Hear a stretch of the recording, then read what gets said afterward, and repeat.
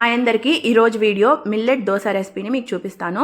దానికి కావాల్సింది 1 గ్లాస్ మినపగుళ్ళు. అండ్ నేనైతే ఈ గ్లాస్ని కొలతగా తీసుకుంటున్నాను. సేమ్ గ్లాస్తో మనం కొరబియ్యం తీసుకోవాలి. కొరబియ్యంని ఫాక్స్టైల్ మిల్లెట్ అంటారు. దీన్ని కూడా ఒక గ్లాస్ ఫుల్గా తీసుకోండి.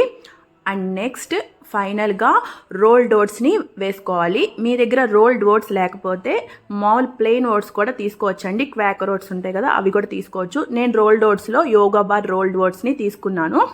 ఇలా మనం తీసుకున్న ఇంగ్రీడియంట్స్ మొత్తాన్ని ట్యాప్ వాటర్తో 3 టైమ్స్ వాష్ చేసుకోండి. నేనైతే 3 టైమ్స్ వాష్ చేసుకోవాలి, లేదంటే మీరు 4 టైమ్స్ కూడా వాష్ చేసుకోవచ్చు. అండ్ దాంట్లో వచ్చే వాటర్ని మటుకు పడేకండి, చెట్లలో పోసుకోండి. చాలా బలము మొక్కలకి. ఇలా 3 సార్లు వాష్ చేసుకున్న తర్వాత ఈ ఇంగ్రీడియంట్స్ మొత్తం మునిగినంత వరకు మంచినీళ్ళు పోసేసి మూత పెట్టేసి నానబెట్టుకోండి. 8 అవర్స్ ఖచ్చితంగా నానాలి. ఈ దోశ రెసిపీలో చాలామంది సగ్గుబియ్యం, మెంతులు వేస్తుంటారు. అవంతా ఏం అక్కర్లేదు. ఇలా 3 ఇంగ్రీడియంట్స్తో మనం దోశని ఈజీగా ప్రిపేర్ చేసుకోవచ్చు. ఆఫ్టర్ 8 అవర్స్ ఈ ఇంగ్రీడియంట్స్ అన్నీ బాగా నానిపోయినాయి. వీటిని గ్రైండర్లో వేసి రుబ్బుకుంటున్నాను.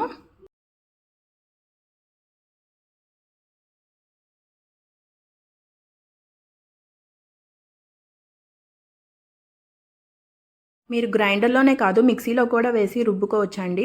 నార్మల్ దోశ బ్యాటర్ని మనం ఎలా రుబ్బుకుంటామో అలా రుబ్బుకోవడమేనండి. ఇందులో అంత స్పెషాలిటీ ఏం లేదు.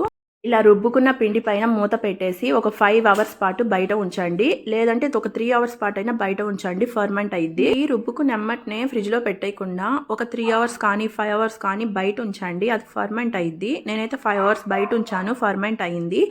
ఆ తర్వాత 5 అవర్స్ తర్వాత నేను ఫ్రిడ్జ్లో పెట్టేసుకున్నాను. నెక్స్ట్ డే మార్నింగ్ చూసారు కదా పిండి ఇంతకుముందు క్లిప్పింగ్లో ఎలా ఉందో.